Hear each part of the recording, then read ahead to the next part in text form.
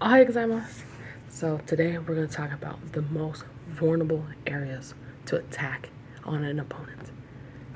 So number one, before anything else, we must discuss this very important topic.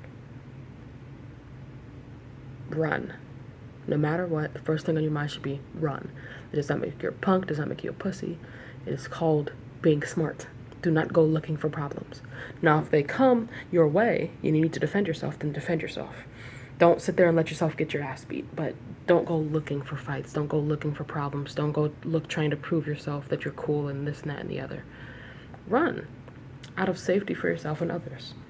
You don't want to get hurt. You don't want them to get hurt. It's always best to avoid conflict. And even if no one's going to get hurt, you don't want police called and then you got to deal with the law. So just before anything else, run, de-escalate, avoid these situations. But let's say you're in a situation. Someone maybe came up behind you on the street and they're trying to attack you, or someone's trying to fight you outside of a bar. These are the most vulnerable areas to attack to get yourself out of danger. So number one, upper lip. Right here, the ridge in between your nose and your lip is very weak and stupid. So if you're punching correctly, you're punching with these two knuckles. As you can see, I'm injured, so that's how you know I punch right, because I injured myself on the right knuckle. If you're punching correctly with these two knuckles and you hit them right there, it is a good way to throw them off balance. It will hurt very bad because that bone is not very strong. That's your, upper jaw bone, not jaw bone, but jaw bone. Where your teeth are connected to the rest of your skull at the top. So it's not a very strong bone. It's a very weird placement. It just hurts really bad, and it's a good way to. Obviously, nose is right there too, but if you want to find a good place to hit them in the mouth, it is right there because it will hurt, it will throw them off balance, all that good stuff. And another place, everyone knows this, it's so bad that it's illegal in a lot of fighting sports, hitting them in the back of the head. Because look, obviously, especially when you're sparring or you're training, you do not want to hurt your opponent. You do not want to actually damage them because that's not the point. The point is sportsmanship. The point is athleticism. That's why I don't like the UFC, because in that, I feel like the point is to hurt them. But in most sports, the point is to show your athleticism, right? So, but in real life, when your life is in danger, you do what you got to do to get out. So hit them in the back of the head. If they throw a punch, slip under, go behind them, and just give them a good whack to the back of the head. If you know martial arts and you can kick pretty high, kick them even better. Just aim for the back of that head, because that will throw their equilibrium all the way off. They might even fall back on the ground and hit their head and pass out. So, and then you can get away. So, like I said, a very vulnerable area, and a lot of things that are vulnerable I don't really like going for, because I don't like damaging people that aggressively. But if it's between your life and your death, I would say do what you have to do. So another one, of course, is the groin. We know this. One of God's funniest jokes was putting men's, stuff on the outside of their body instead of the inside, because it's just like, boop, and now they're, you know what I'm saying? And I always, to myself, I always wondered, why when I see guys fight, why don't they just go straight for the groin? The guy would be on the floor in 2 seconds. I don't get it. And I'm also surprised that guys don't wear a cup 24/7, because I feel like I would be so scared about that if it's just sitting there. But that's just me, you know what I'm saying? But yeah, I always wonder why guys just don't go straight for the groin, because instant win almost. Groin shot, head shot. You know what I'm saying? Low kick to the balls, punch to the face, you're dead. Or even an outside inside to the face, either way. But so yeah, like I said, in the safety, all's fair in love and war.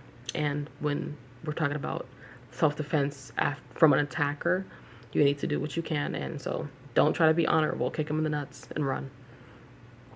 And then another very nice area to hit somebody in is the chest / just basically where you breathe. So especially that solar plexus right here, right under your boobs, obviously if you have them, but if you don't, you get it right the first open spot under your ribs. So rib, and then you have an open spot, punch them right there, kick them right there. Because most people, a lot of people aren't trained. A lot of people are, but a lot of people aren't trained, especially if they're going around trying to fight people. That usually means they aren't trained, It's true what everyone says. The people who are trying to fight the most are usually the worst at fighting. So because of that, they won't know to not hold air in your lungs when you're fighting, because someone will knock the wind out of you. And that's what you want to do. Do exactly that. find their solar plexus, be real easy, give them a good, quick, swift, heavy-handed punch, a good heavy-handed kick.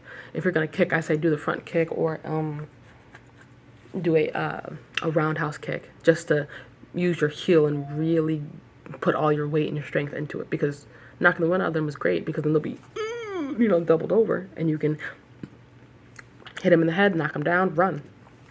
So I just think solar plexus or your chest is a really good place to hit people, because especially if they're a guy, hit them in the chest, because you're hitting straight bone at that point if they don't work out a lot and got cushion. So great way to knock someone. Solar plexus, great way to knock the wind out of somebody. Chest, great way to make people fall over because they're not balanced properly. Like I said, if they're not fighting, they probably don't know how to stance themselves correctly to not fall over at the first hit. You know what I'm saying? Especially if you train well and you can hit heavy, you will most likely knock them over. Another place, throat, right here. That little, So this is my my line or whatever. I don't know the names of the bones, but this is my chest. I really don't know what this is called. That first bone, right? And then there's a little hole right here in your throat. Hook them in there. You can just, or you can get 2 fingers throat. Trust me, it sucks. We trained that in my self-defense classes in Taekwondo. It is not fun. It is a great way to get somebody to unhand you. It's really good for if someone's choking you, like they're choking you right here.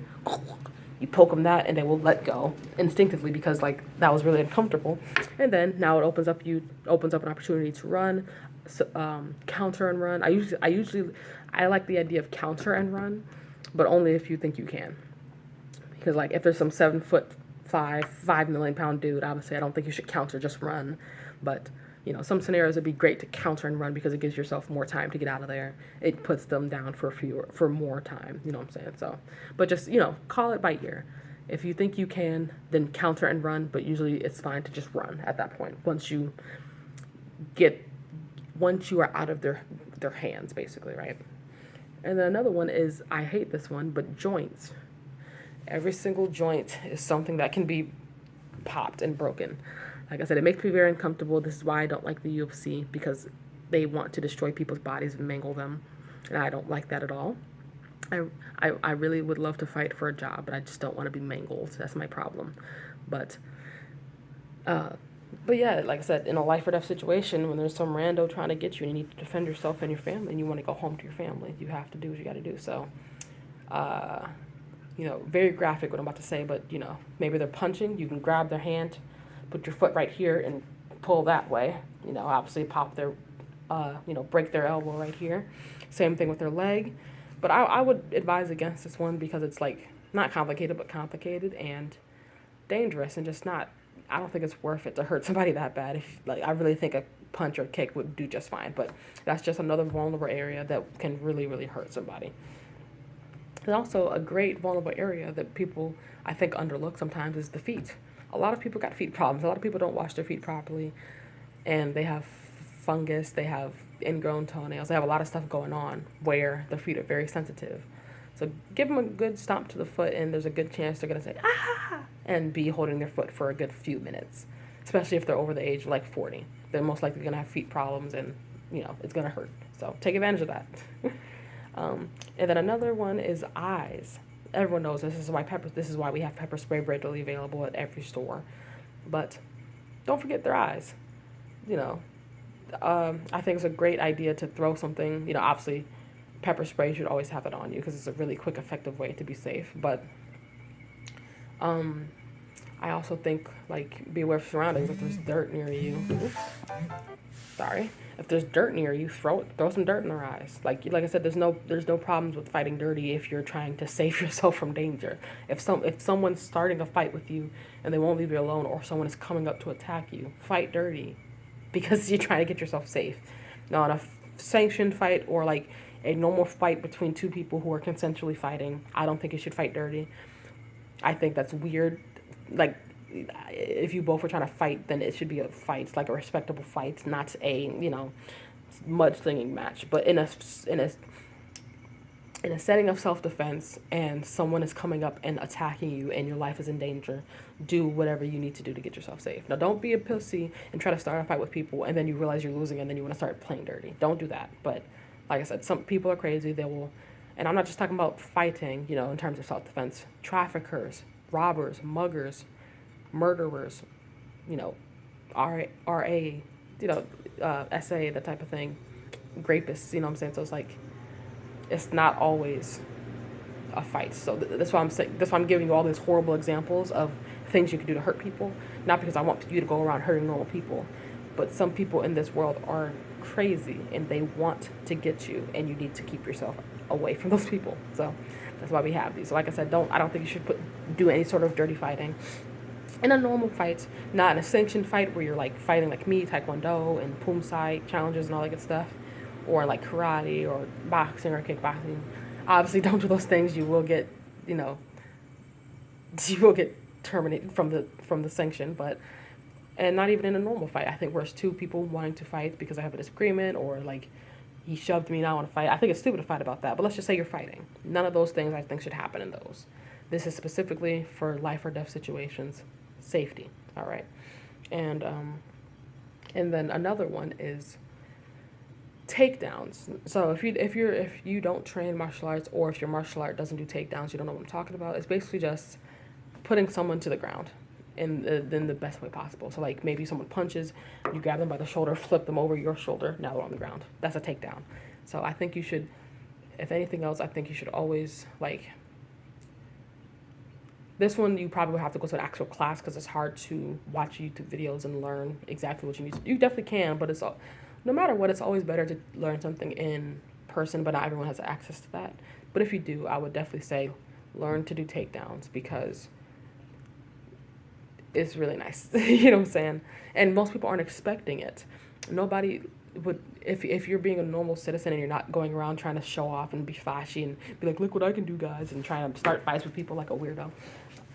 A lot of the best fighters are hidden in plain sight. And because robbers and muggers and all this good stuff are banking on the fact that you don't know how to fight, they're banking on that. That's why they target you. They will be surprised and taken off guard when you flip them over your shoulder like you're the UFC champion. So learn to take down because it's very effective in a intimidation way. They'll probably be scared and run off. It's also very effective in just a get the fuck off of me type of way. You know, like I said, that's my favorite example. They throw a punch and you just grab them by the shoulder and flip them over. They're on the ground now and they're like, they don't know what happened. They just got flipped 360 degrees and now they're on their back on the floor. And now if you change your cardio, like I told you in the other video, now you're 2 blocks away at this point before they have a chance to realize what happened and get up. So throw them off their game, discombobulate them, get out. And last but not least, I will say it once again, run for your life. It is not worth it to stay and fight if you don't have to.